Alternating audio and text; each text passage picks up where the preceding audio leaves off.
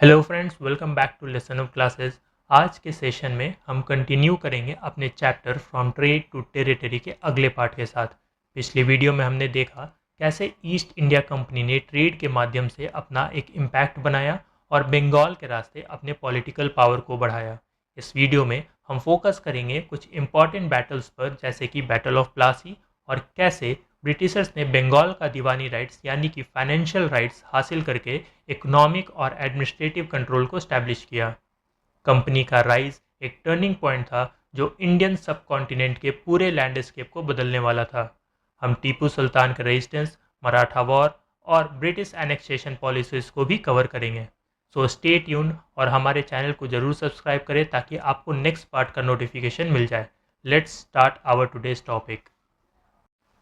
East India Company ने 1651 में बंगाल में अपना पहला फैक्ट्री हुगली नदी के किनारे बनाया, जो उनका पहला ट्रेडिंग बेस बना। ये फैक्ट्री ट्रेडिंग और वेयर हाउस के लिए काफ़ी इंपॉर्टेंट था। बंगाल, या मोर स्पेसिफिक बोला जाए कलकत्ता, ब्रिटिश के लिए एक सिग्निफिकेंट सेंटर बन गया क्योंकि बंगाल से काफ़ी ट्रेड होता था। इसके बाद कंपनी ने बंगाल में अपना पैर जमाना शुरू किया। कंपनी ने बंगाल में अपना इन्फ्लुएंस और एक्सपैंड करना कंटिन्यू किया। पहली फैक्ट्री हुगली के किनारे बनाई थी, जो सिर्फ एक ट्रेड सेंटर नहीं था बल्कि एक पूरा कॉम्प्लेक्स था जिसमें वेयर हाउस और कंपनी ऑफिशियल्स के लिए ऑफिस भी शामिल थे। इस फैक्ट्री ने कंपनी ट्रेड ऑपरेशन को मजबूती दी और ये उनका एक मेन बेस बन गया। इसके साथ ही कंपनी ने लोकल मर्चेंट्स और ट्रेडर को अपने सेटलमेंट के पास बसने के लिए परसुएड किया, यानी कि उन्हें राजी किया। इस तरह से उन्होंने ना सिर्फ अपने ट्रेड को बढ़ाया बल्कि लोकल इकोनॉमी पर भी अपना कंट्रोल स्टैब्लिश कर लिया।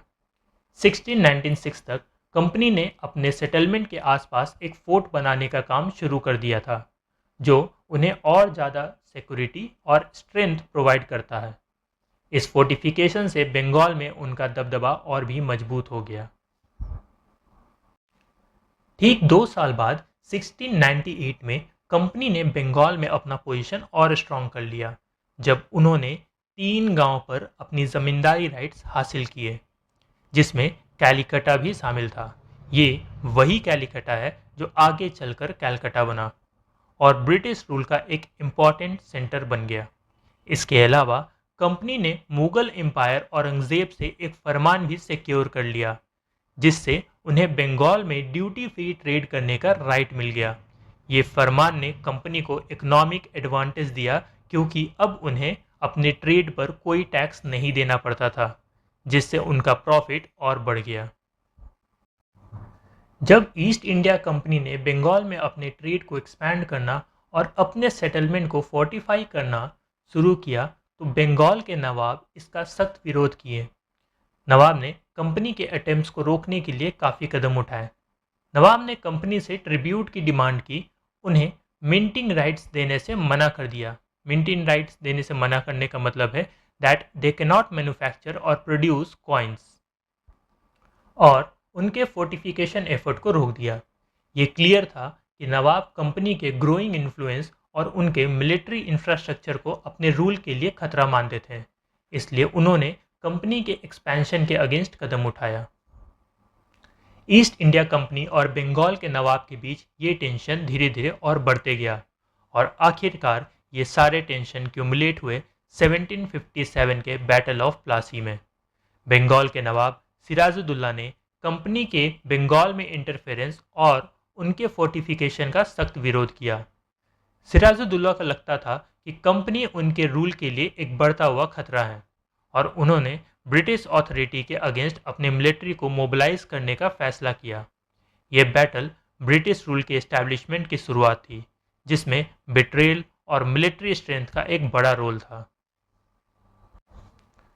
बैटल ऑफ प्लासी में रॉबर्ट क्लाइव ने ईस्ट इंडिया कंपनी के फोर्सेस को लीड किया सिराजुद्दौला के अगेंस्ट। ये बैटल एक टर्निंग पॉइंट बना क्योंकि सिराजुद्दौला का एक कमांडर मीर जफर ने ब्रिटिश के साथ मिलकर उन्हें सपोर्ट किया। मीर जफर का ये धोखा ब्रिटिश के लिए एक एडवांटेज बना, जिसने सिराजुद्दौला के हार को करीबन निश्चित कर दिया। इस बिट्रेल के बाद, इस धोखे के बाद, कंपनी ने अपना पहला मेजर विक्ट्री इंडिया में हासिल किया। जो बंगाल के कंट्रोल के लिए एक पहला कदम था और ब्रिटिश रूल का एक्सपेंशन का शुरुआत। सिराजुद्दौला के हार के बाद उन्हें एसिसिनेट कर दिया गया, यानी कि उनकी हत्या कर दी गई। इसके बाद मीर जफ़र को बंगाल का नया नवाब बनाया गया, लेकिन मीर जफ़र एक पपेट रूलर से ज़्यादा कुछ भी नहीं थे, जिसे कंपनी अपने अकॉर्डिंग कंट्रोल करती थी। इस विक्ट्री के बाद भी कंपनी का लालच ख़त्म नहीं हुआ और उन्होंने बंगाल पर और ज़्यादा कंट्रोल और रिसोर्सेज के लिए अपना एफर्ट बढ़ा दिया। बैटल ऑफ प्लासी के बाद के डेवलपमेंट कंपनी के लिए एक क्रूशल मूवमेंट बन गए, जो बंगाल के पूरे गवर्नेंस को ब्रिटिश के हाथ में दे रहा था। मीर जफ़र का ब्रिटिश के लिए फ़ायदेमंद होने का वक्त ख़त्म हो गया और इस वजह से उन्हें हटाकर मीर कासिम यानी कि उनके दामाद को बंगाल का नया नवाब बनाया गया। लेकिन मीर कासिम भी कंपनी के इन्फ्लुएंस से खुश नहीं था, इसलिए मीर कासिम उनसे अलग होकर अपनी रियासत को इंडिपेंडेंट बनाने का कोशिश करने लगा। ब्रिटिश के खिलाफ अपना रेजिस्टेंस बढ़ाने के चक्कर में मीर कासिम को 1764 के बैटल ऑफ बक्सर में हराया गया। इस बैटल के बाद ब्रिटिश को यह समझ आ गया कि पपेट नवाब के साथ काम करना आसान नहीं है, क्योंकि उनका अपना इंटरेस्ट भी होता है और वो ब्रिटिश के खिलाफ कभी भी खड़े हो सकते हैं। 1765 में मुगल एम्पायर ने ईस्ट इंडिया कंपनी को बंगाल का दीवान अपॉइंट किया, जो ब्रिटिश को फाइनेंशियल पावर देता है। ये अपॉइंटमेंट कंपनी के लिए एक टर्निंग पॉइंट था, क्योंकि इसने उन्हें बंगाल का रेवेन्यू रिसोर्सेज को इस्तेमाल करने का इजाज़त दे दिया। अब कंपनी ने बंगाल के फाइनेंशियल एडमिनिस्ट्रेशन पर अपना कंट्रोल इस्टेब्लिश कर लिया था। इसके ज़रिए उन्होंने टैक्स कलेक्शन और लोकल गवर्नेंस पर अपनी पकड़ मजबूत कर ली। इस नए पावर स्ट्रक्चर के साथ ईस्ट इंडिया कंपनी ने सिर्फ ट्रेड नहीं बल्कि गवर्नेंस और एडमिनिस्ट्रेशन पे भी अपना डोमिनेंस बढ़ा लिया। कंपनी को बंगाल का दीवान मिलने के बाद कंपनी के ऑफिशियल्स ने अपने अपने पर्सनल वेल्थ एक्यूमुलेट करने लगे। एक तरह से कहा जाए तो ये ऑफिशियल्स अपने जेब भरने लगे। ये ऑफिशियल्स जो ब्रिटेन से आए थे नवाब कहलाने लगे, जिनके पास काफ़ी ज़्यादा पैसा था। इसके साथ ही कंपनी ऑफिशियल्स अपनी ज़िंदगी काफ़ी लग्जूरियस बनाने लगे, लेकिन बहुत सारे ऐसे थे जिन्हें डिजीजेस और मिलिट्री कॉन्फ्लिक्ट का भी सामना करना पड़ा। रॉबर्ट क्लाइव जैसे लोग ने बंगाल के रिसोर्स से अपनी खुद की तिजोरी भरी। बंगाल के नवाब ने 1733 में इंग्लिश ट्रेडर के अगेंस्ट कंप्लेन किया था। ब्रिटिशर्स इनिशियली बंगाल में छोटी फैक्ट्री बनाने के लिए ज़मीन मांग रहे थे। नवाब कहते हैं जब वो पहले बंगाल आए तब बहुत हम्बल तरीके से रिक्वेस्ट किया एक छोटे से प्लॉट के लिए, ताकि वो एक फैक्ट्री हाउस बना सके। लेकिन जैसे ही उन्हें ये परमिशन मिली उन्होंने अपने प्लान्स को बदल दिया। नवाब की शिकायतें ये थी कि कंपनी ने बंगाल में सिर्फ एक सिंपल फैक्ट्री नहीं बल्कि एक स्ट्रॉन्ग फोर्ट बनाया। फोर्ट के चारों तरफ एक डिच यानी कि खाई बनाई जो हुगली नदी से कनेक्टेड थी और फोर्ट के ऊपर गन्स माउंट किए। ये गन काफ़ी डेंजरस थ्रेट रिप्रेजेंट करते हैं। इस फोर्ट के आसपास काफ़ी मर्चेंट को अट्रैक्ट करके रेवेन्यू कलेक्ट करने लगे, जो बंगाल के नवाब के लिए एक चैलेंज बन गया। कंपनी पर रॉबरी, प्लंडर और स्लेवरी यानी कि लूट, डकैती और गुलामी के भी इल्ज़ाम लग गए। नवाब ने ब्रिटिश कंपनी के बढ़ते पावर और अनएथिकल बिहेवियर के अगेंस्ट अपनी नाराज़गी रजिस्टर की।